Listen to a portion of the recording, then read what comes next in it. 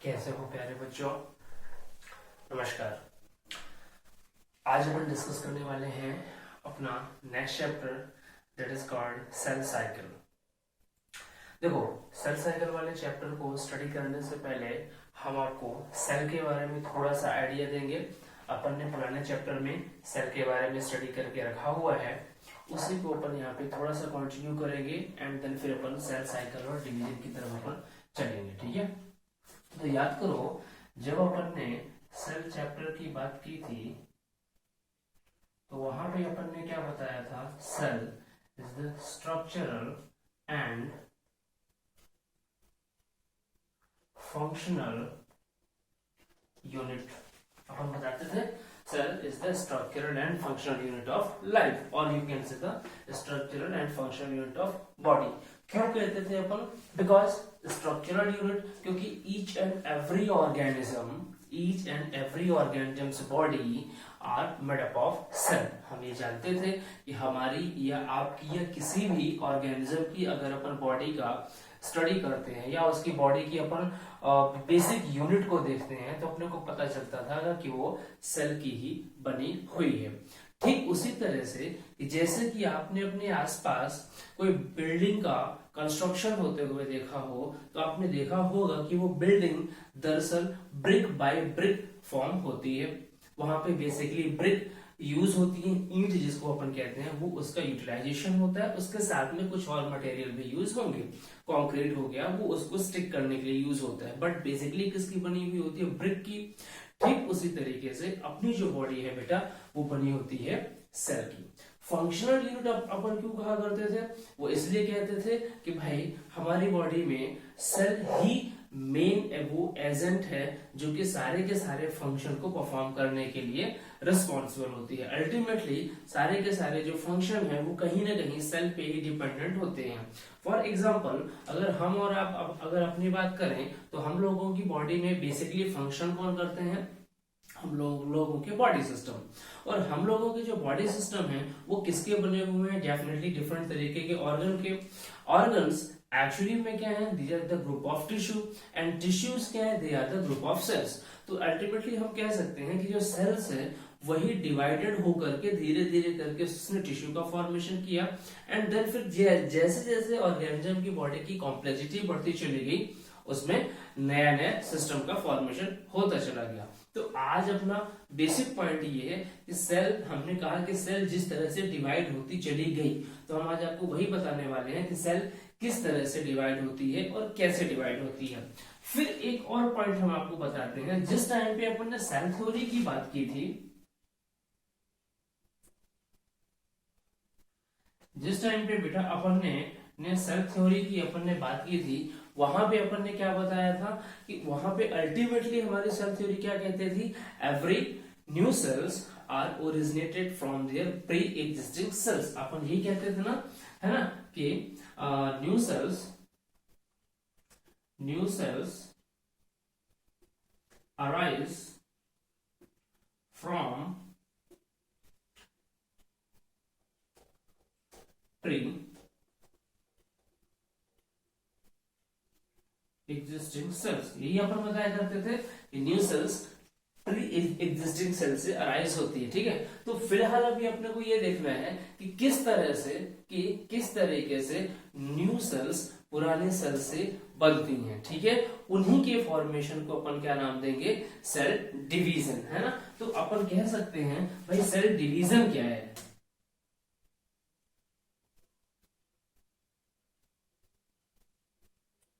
Cell division क्या है? तो अगर अपन कहेंगे सेल साइकिल और सेल डिवीजन, जो कि अपना मेजर टॉपिक था, जिसको कि अब हम यहाँ पे हम लिख सकते हैं कि हम दरअसल यहाँ पे आपको cell cycle and cell division के बारे में हम यहाँ पे आपको दरअसल बताना चाह रहे हैं कि सेल साइकिल और सेल डिवीजन क्या होता है। अब हम यहाँ पे आपको ऊपर लिख सकते हैं कि भाई सेल डिवीजन क्या है। एक्चुअल में एक प्रोसेस है जिसके थ्रू सेल्स न्यू सेल्स के फॉर्म में कन्वर्ट हो रही हैं। तो अब अपन कह सकते हैं conversion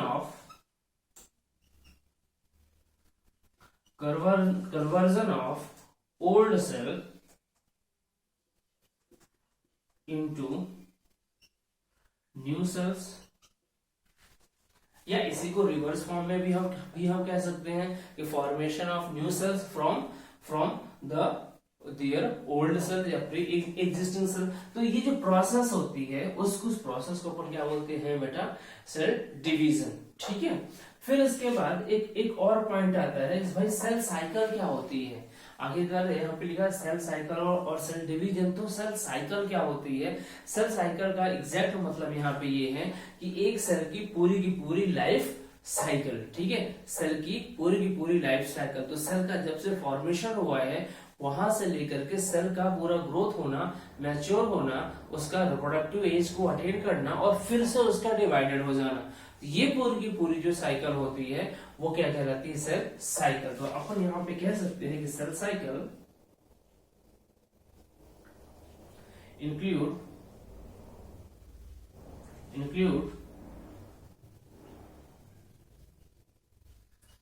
formation of cell, growth of cell, or you can say maturation, and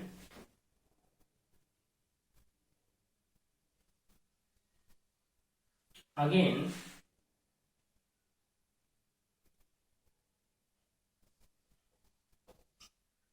formation of new cell through division. ये पूरी की पूरी ये जो साइकिल है ये क्या कहलाती है? सेल साइकिल कहलाती है। फॉर एग्जाम्पल चलिए हम आपके यहाँ पे अगर हम बताना चाहें कि आप समझिएगा ताकि अगर ये कोई एक सेल है, ठीक है, ये क्या है, अगर हमने इसको एक सेल का नाम दे दिया है, ठीक है, तो इसके फॉर्मेशन होने से लेकर के और इससे बनने वाली जो अगेन जो डॉटर सेल होंगी, इससे बनने वाली ये जो पूरी की पूरी ये जो डॉटर सेल है, इस पूरी की पूरी प्रोसेस को अपन क्या नाम दे सकते हैं? सेल साइकिल का अपन इसको नाम दे सकते हैं। इस पूरी की पूरी प्रोसेस को अपन क्या नाम देंगे बेटा? सेल साइकिल का अपन इसको नाम दे सकते हैं। ठीक है, तो इनिशियल कंडीशन में अब अगर हम यहाँ पे बात करें स्टेप्स ऑफ सेल साइकिल, तो इनिशियल कंडीशन में क्या होता था कि सेल को केवल दो ही स्टेज में डिवाइड किया गया था। फ्लेमिंग या स्ट्रासबर्गर जैसे जो रिसर्चर थे उन्होंने क्या किया था, सेल में केवल दो ही स्टेज ऑब्जर्व कर पा रहे थे। पहली स्टेज जो कि रेस्टिंग फेज के नाम से जानी जाती थी, जिसमें किसी भी तरीके का कोई एक्सटर्नल चेंजेस ऑब्जर्व करने को नहीं मिलता था। दूसरी फेज जिसमें कि अपने को सेल्स डिवाइडेड फॉर्म में दिखती थी, and that one will known as dividing phase. So during the initial days, researchers divided the cell cycle into further two sub stages, that is known as interphase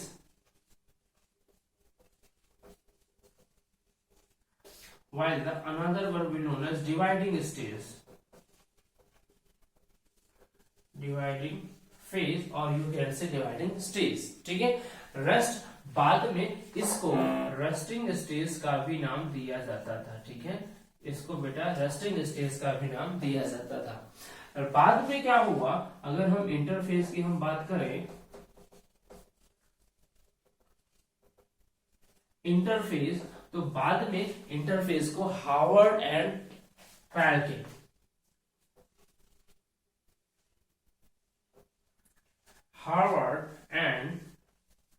पैल्के ने क्या किया, इन्होंने interface को further study किया और study करके बताया actually interface क्या है, कई सारे सब स्टेजेस का कॉम्बिनेशन है। इन्होंने क्या बताया, according to him it has further sub stages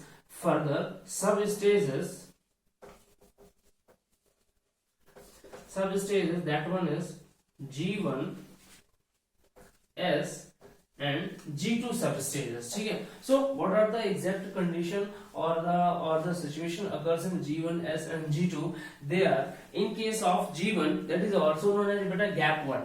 G1 is also known as gap 1 stage. So in case of gap 1 stage, there are no any or no major further changes can be observed. While in case of S phase, the basic process or the main process is observed by the researchers, and that is the duplication of genetic material. Duplication of main genetic material, that is DNA.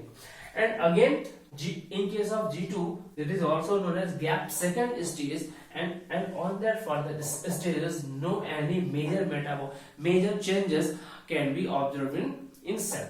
Okay, but बाद में धीरे धीरे करके जब research और आगे बढ़ी तो ये पता चला कि in case of G1 and G2 cell remain metabolic active.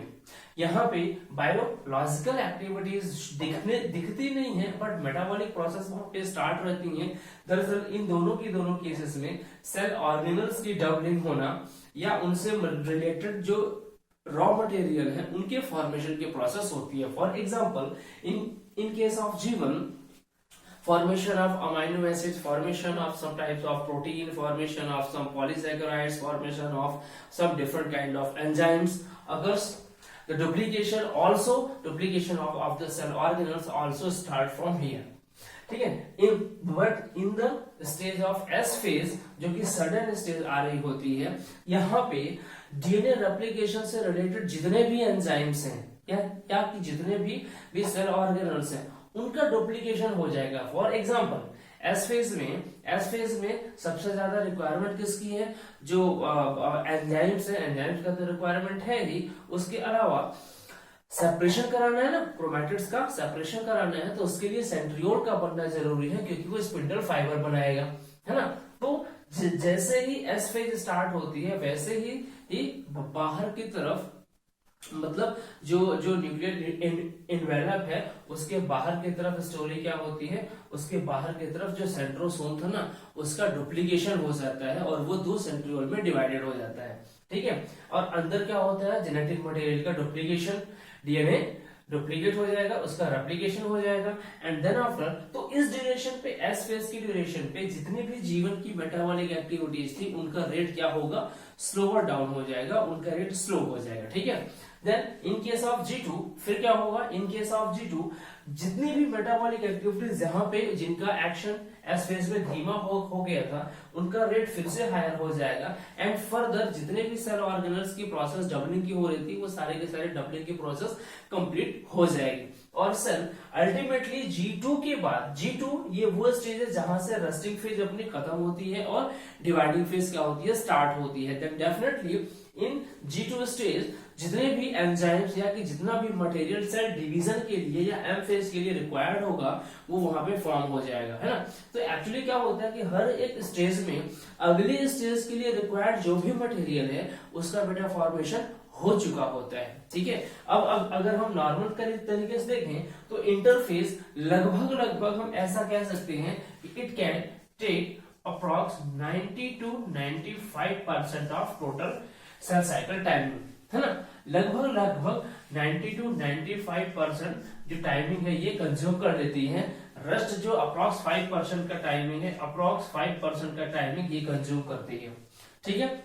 But in case of interface सब स्टेजेस, अगर इसमें भी अगर अपन ऑब्जर्व करना चाहें तो हम इसमें हम आपको बेटा बता सकते हैं लगभग 30 to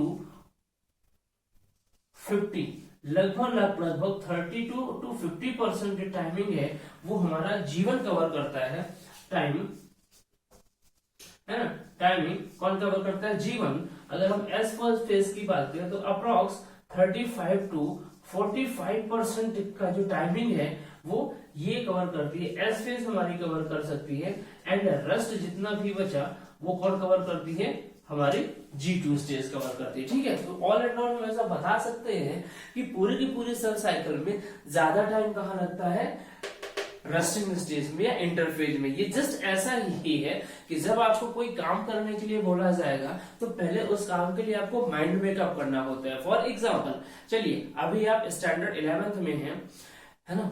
तो अब आपके स्टैंडर्ड 11th में, या हम कहते हैं कि चलिए अभी आप कोई कॉम्पिटिटिव एग्जाम्स की तैयारी करते हैं. ठीक है. तो एक्चुअल में तो आपका एग्जामिनेशन तो 3 घंटे का होता है, बाकी का जो जो थ्रू आउट ईयर आप जो करें वो तो क्या है, आपका प्रिपरेशन है। तो डेफिनेटली प्रिपरेशन की टाइमिंग हमेशा ज्यादा रहता है रिजल्टेंट टाइमिंग से। मेन रिजल्ट कब आ रहा है, जब डिवाइडिंग फेज होगी, जब सेल हमारी डिवाइडेड हो जाएगी। लेकिन उसके पहले का टाइम कौन करता है, कंज्यूम, वो हमारा लगभग इंटरफेज या रेस्टिंग फेज कंप्लीट किया करता है, ऐसा रिसर्चर्स का कहना था। फॉर एग्जाम्पल अब देखो सेल साइकिल की अगर अपन डिवाइडिंग स्टेज की बात करते हैं तो हम बता सकते हैं, जैसे देखो हर एक सेल का अलग अलग अपना टाइम, या ये कह सकते हो कि हर एक ऑर्गेनिज्म की जो सेल होती है उसका अलग अलग डिवाइडिंग रेट होता है। ये भी कह सकते हैं कि डिवाइडिंग स्टेज सेल की मेटाबॉलिक कंडीशन पे डिपेंडेंट है। अगर सेल की मेटाबॉलिक रेट हाई है, उसमें हाई एनर्जी है, तो डेफिनेटली सेल की डिमांड होगी, वो ज्यादा डिवाइडेड होगी। लेकिन अगर सेल मेटाबॉलिक रेट स्लो है सेल के अंदर की, तो उसमें ऑब्वियसली एनर्जी स्टोर रहेगी और उसको डिवाइडिंग की जरूरत नहीं होगी। या ये इस पे भी डिपेंड करता है कि सेल कहाँ की है। रिजेनरेटिव सेल जो होती है उसको डिवाइडिंग होने की जरूरत ज्यादा होती है, जबकि नॉर्मल कंडीशन में नहीं होती है।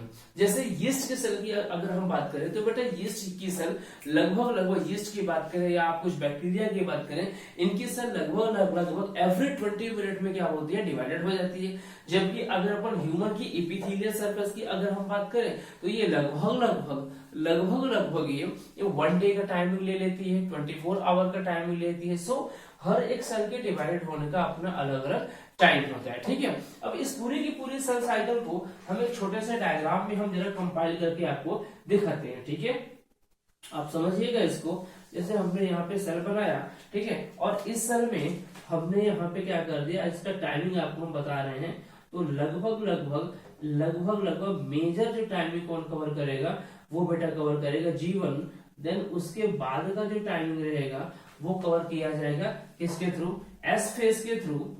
और उसके बाद का जो टाइमिंग रहेगा वो बेटा कवर किया जाएगा G2 के थ्रू। और उसके बाद का भी जो भी टाइमिंग रहेगा वो कवर किया जाएगा M फेज के थ्रू, ठीक है।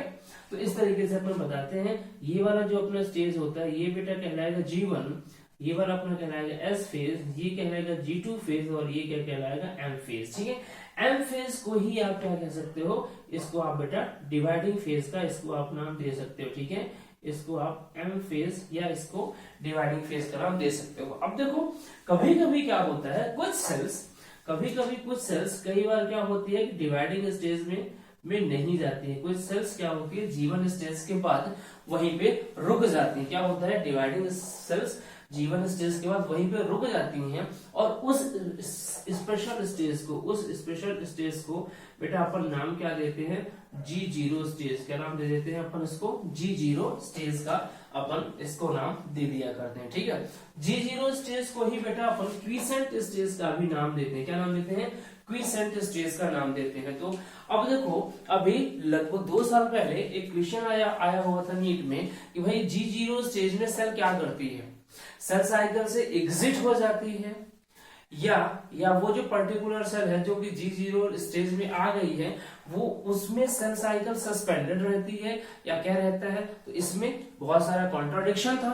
सो आंसर क्या होता है, depend upon the condition of cell, ठीक है। हो सकता है जब तक सेल को सिग्नलिंग की प्रोसेस नहीं मिलेगी कि आगे डिवीजन होना है, तब तक वो वहां पे सेल साइकिल क्या रहेगी, सस्पेंडेड रहेगी। अगर वो नॉर्मल तरीके की सेल है, अगर वो कुछ स्पेशल तरीके की जैसे कि नर्व सेल है, तो वो सेल साइकिल से क्या हो जाएगी, एग्जिट हो जाएगी, ठीक है। एग्जांपल वाइज अगर अपन बात करें, हमारे जो नर्व सेल है, नर्व सेल में कभी भी डिवीजन देखने को अपने को नहीं मिलता है, ठीक है बेटा। तो अब यहां से लेकर के हम क्या कर रहे थे, यहां से लेकर के इस G1 स्टेज से लेकर के और यहां तक का ये जो पूरा का पूरा जो टाइम पीरियड आप देख रहे हैं, ये वाले स्टेज, इस स्टेज को यहां तक के स्टेज को बेटा अपन क्या नाम दे देते हैं, इंटरफेस। अपन इसको क्या नाम दे देंगे,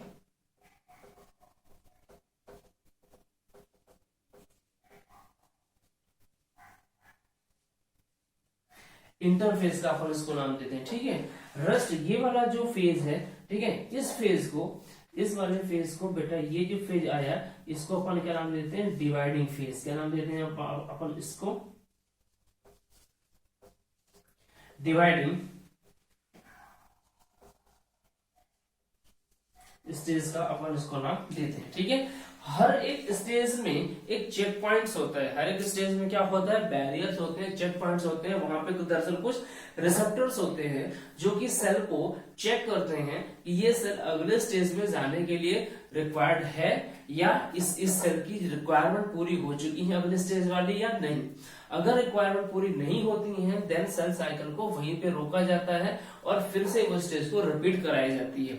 ये रिसेप्टर्स कौन से होते हैं, दरअसल ये रिसेप्टर प्रोटीनेशियस मटेरियल होते हैं जिनको अपन साइक्लिन डिपेंडेंट काइनेज कहते हैं। ठीक है, ये साइक्लिन डिपेंडेंट काइनेज या कि इनकी एक और कैटेगरी होती है that is called maturation promoting factor. ठीक है, एमपीएफ। ठीक है, तो सीडीकेस और एमपीएफ के बारे में जानकारी अपन अगली क्लास में अपन लेंगे।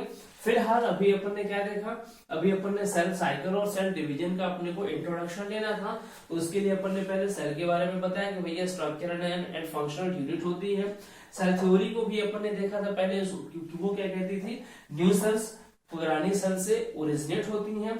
फिर अपन ने सेल डिवीजन और सेल साइकिल के बारे में देखा कि ये प्रोसेस क्या होती है, और उसके बाद अपन ने बताया कि भैया जो स्पेशली सेल साइकिल है वो दो सब स्टेजेस में डिवाइडेड है, interphase and interphase that is also called resting stage and then फिर डिवाइडिंग फेज। ठीक है, फिर हार्वर्ड एंड पैरेट ने क्या किया था, इंटरफेज का फर्दर स्टडी किया, उनने इसको गैप 1 एस और गैप 2 स्टेज में क्या किया, डिवाइड कर दिया। ठीक है, ये गैप 1 क्यों और गैप 2 और गैप 0 क्यों कहे जाते थे, क्योंकि एक्चुअल में इनमें उस टाइम तक कोई भी खास चेंजेस देखने को, कोई बड़ा मेजर चेंजेस देखने को नहीं मिलता था। ठीक है, अब देखो क्वेश्चन कहां से आता है नीट में, एक क्वेश्चन तो आता है इनके सीक्वेंस है। ठीक है, what are the exact sequence of cell cycle. ठीक है, हम क्वेश्चंस को यहाँ पे बेटा मेंशन कर रहे हैं। ठीक है, हम यहाँ पे क्वेश्चन सब मेंशन कर रहे हैं इन दोनों की थ्योरेटिकल की क्या क्या क्वेश्चन आता है। देखो एक क्वेश्चन तो क्या आता है, करेक्ट सीक्वेंस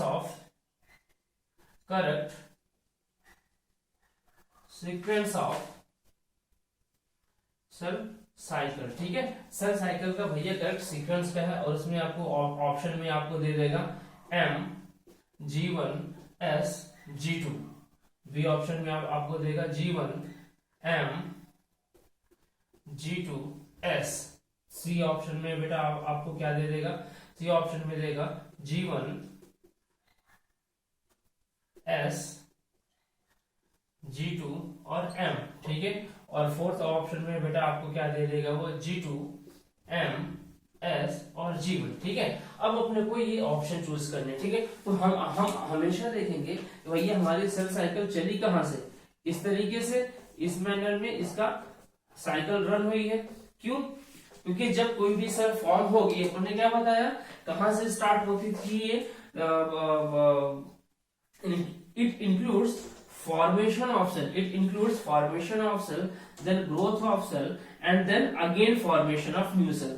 तो पहले कोई सेल फॉर्म होगी, फॉर्म होने की प्रोसेस के बाद हम उसको पहचान पाएंगे, मतलब कौन से G1 M स्टेज में, तो वो बनी ही थी, बनने के बाद तुरंत वो कहां चलेगी, G1 में। तो सेल साइकिल